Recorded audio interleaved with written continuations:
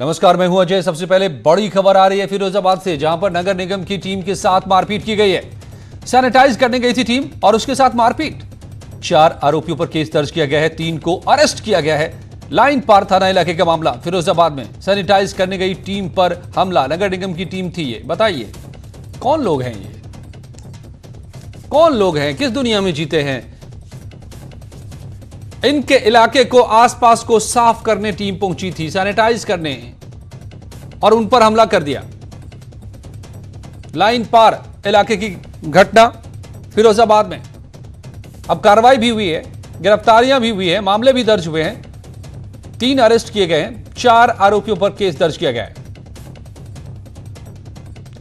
अरविंद शर्मा हमारे साथ जुड़ गए हैं, संवाददाता। अरविंद, कहां पर, किस लिए इन लोगों ने हमला कर दिया सैनिटाइज करने गई टीम पर? कौन है ये लोग? देखिए अजय, ये लाइन पार क्षेत्र में नगला विष्णु एक जगह है, वहाँ का ये पूरा मामला है। और ये नगर निगम के एक कर्मचारी के साथ मारपीट की गई है और कोई इनका व्यक्तिगत कोई ऐसा कोई पुराना विवाद नहीं, व्यक्तिगत रूप से विवाद बताया जा रहा है दोनों। और उसमें जो है 4 लोगों के खिलाफ तहरीर दी गई थी। 4 में से पुलिस ने 3 को इसमें अरेस्ट कर लिया है। तो ये टीम तो पूरी थी जो सैनिटाइज करने गई थी। एक कर्मचारी से किसी बात को लेकर विवाद हुआ और विवाद में मारपीट हो गई। एक परिवार ने मारपीट की है, मारपीट हो गई और जो है इसमें 3 लोग अरेस्ट किए गए, 4 लोगों के खिलाफ मुकदमा लिखाया गया था। जी अजय। नहीं, मारपीट की क्या वजह थी? नहीं, मारपीट की वजह तो अभी कोई सामने नहीं आई है। केवल ये 3 कर्मचारी घर में घुसने को लेकर के कोई विवाद इनका हुआ है, उसको लेकर के मारपीट हुई है कोई। जी, अरविंद शर्मा बता रहे थे हमारे संवाददाता फिरोजाबाद में किस तरह से लाइन पार इलाके में नगर निगम की टीम गई थी सैनिटाइज करने, और इसी बीच एक परिवार के साथ कुछ विवाद हुआ और इसी के बाद ये मारपीट।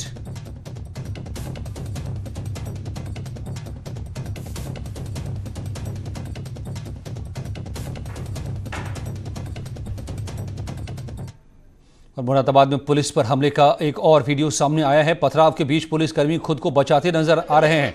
पुलिस पर जानलेवा हमले का वीडियो वायरल हो रहा है।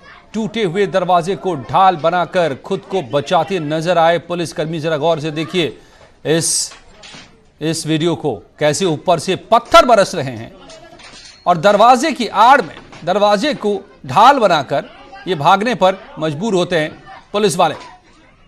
किन हालातों में काम करना पड़ रहा है, किन लोगों के बीच। इंसान है ये या हैवान? और 2 तस्वीरें, आज फिरोजाबाद में, कल मुरादाबाद में। उन लोगों पर जो मदद करने पहुंच रहे हैं, जो जान बचाने जा रहे हैं, जो कोरोना को भगाने जा रहे हैं, अपनी जान को जोखिम में डालकर उनके ऊपर कैसे पत्थर बरस रहे थे। एक जो वीडियो आया है कल का ये वीडियो है, मुरादाबाद की तस्वीर है। ऊपर से दनादन पत्थर बरसाए जा रहे हैं और नीचे से दरवाजे को ढाल बनाकर बाहर निकल रहे हैं ये पुलिस वाले, अपनी जान बचाकर। महिलाएं तक शामिल हैं इस पत्थरबाजी में, जो ऊपर से पत्थरबाजी हो रही है। ये भी तस्वीर सामने आई थी। देखिए जरा क्या हालात पैदा कर दिए जा रहे हैं।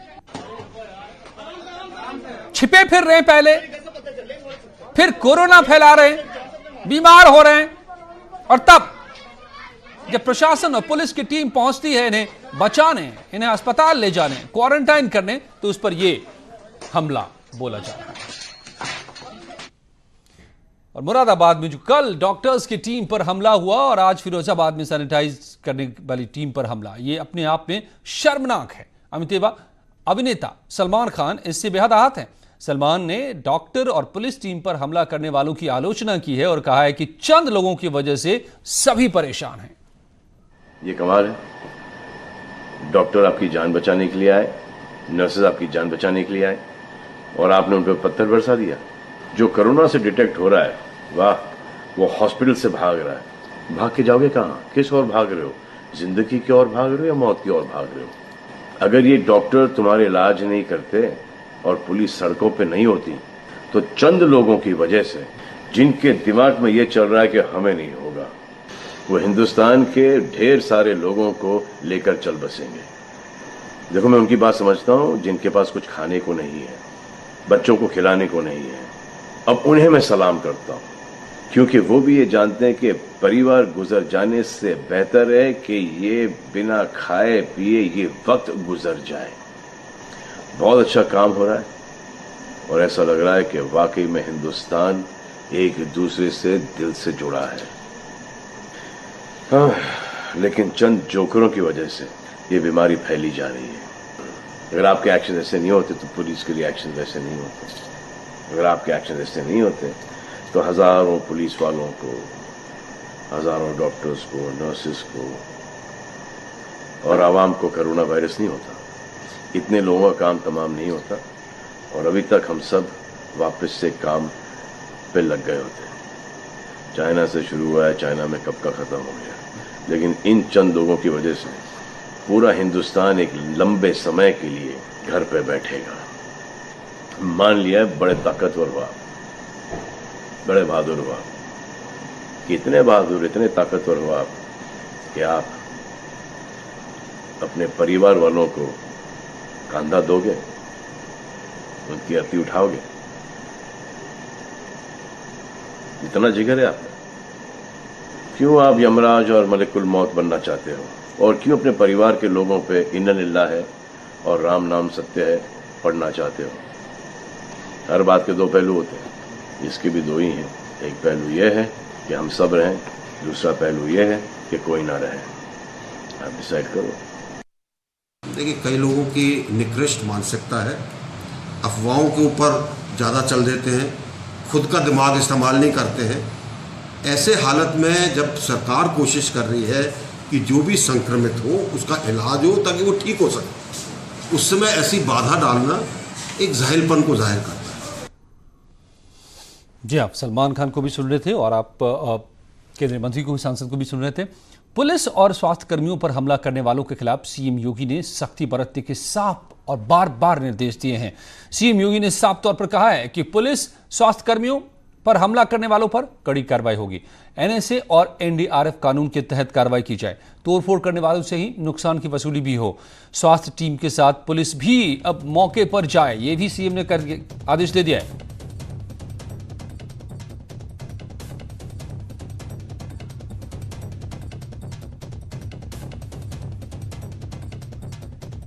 सीएम योगी के साफ निर्देश और सख्त निर्देश की कड़ी कार्रवाई उन सभी के खिलाफ जो पुलिस और डॉक्टर पर हमला बोल रहे हैं। अब जहां भी डॉक्टर जाएं, साथ में पुलिस भी जाए और उन लोगों पर सख्त कार्रवाई हो। एनएसए और एनडीआरएफ कानून के तहत कार्रवाई हो जो हमला कर रहे हैं।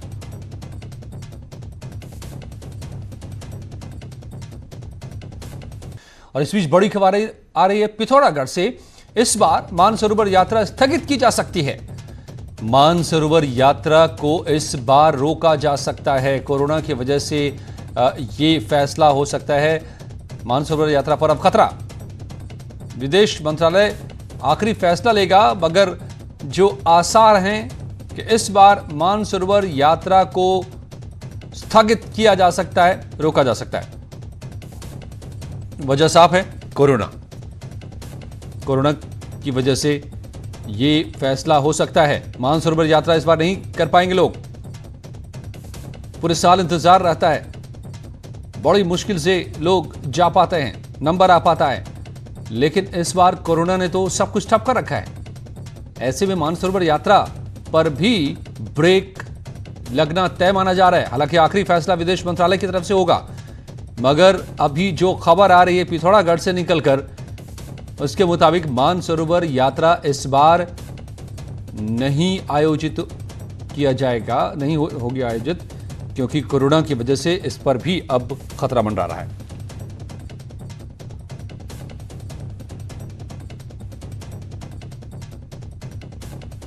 चीन में फैली थी ये बीमारी, अब हिंदुस्तान इसकी चपेट में है। विजय वर्धन हमारे संवाददाता मेरे साथ जुड़ गए हैं। विजय, क्या जानकारी आ रही है?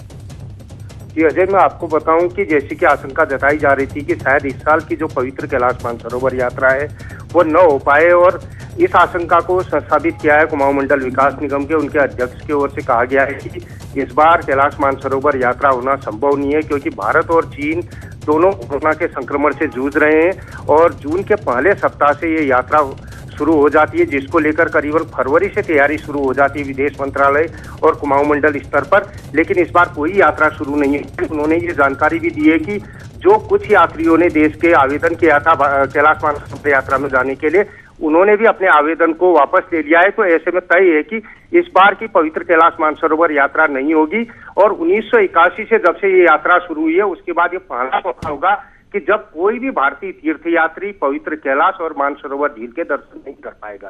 जी अजय, धन्यवाद आपका पूरी जानकारी के लिए। तो विजयवर्धन बता रहे थे हमारे संवाददाता पिथौरागढ़ से कि इस बार जो अब जानकारी निकल कर आ रही है, मानसरोवर यात्रा नहीं आयोजित होगी इस बार।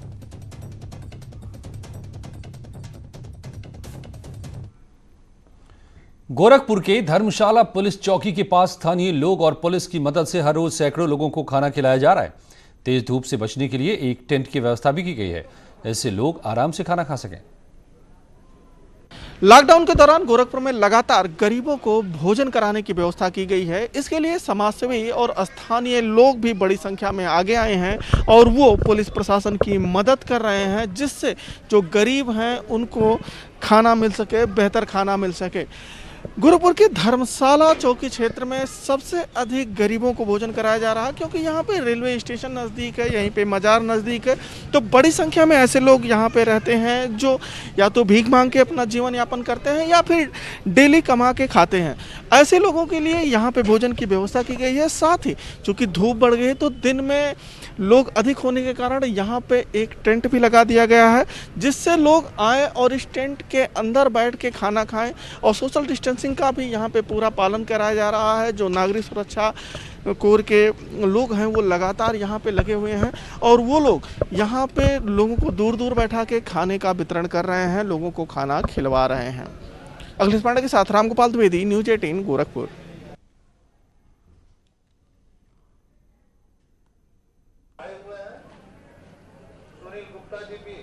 तो गोरखपुर में ये इंतज़ाम लोगों को खिलाने का, गरीबों का खास ख्याल। और हमारे संवाददाता जैसा बता रहे थे आपको, आप देख रहे हैं कि मदद की जा रही है, खाना खिलाया जा रहा है। और ख़ास बात यह है कि यहाँ पर झुंड नहीं बनने दिया जा रहा है लोगों का, सोशल डिस्टेंसिंग का भी पालन कराया जा रहा है, दूर दूर बिठाकर फिर खाना खिलाया जा रहा है। और 14 अप्रैल को मुंबई के बांद्रा रेलवे स्टेशन पर जो हुआ उससे पूरे देश में दहशत है। वजह है कोरोना की महामारी, जिसे मात देने के लिए लॉकडाउन को बढ़ाया गया है। इस जंग में जीत के लिए सबसे जरूरी है घर लौटने की जिद को छोड़ना। बांद्रा में हुई घटना ने को नहीं दोहराना। सारे सुझावों को ध्यान में रखते हुए ये तय किया गया है कि भारत में लॉकडाउन को अब 3 मई तक और बढ़ाना पड़ेगा।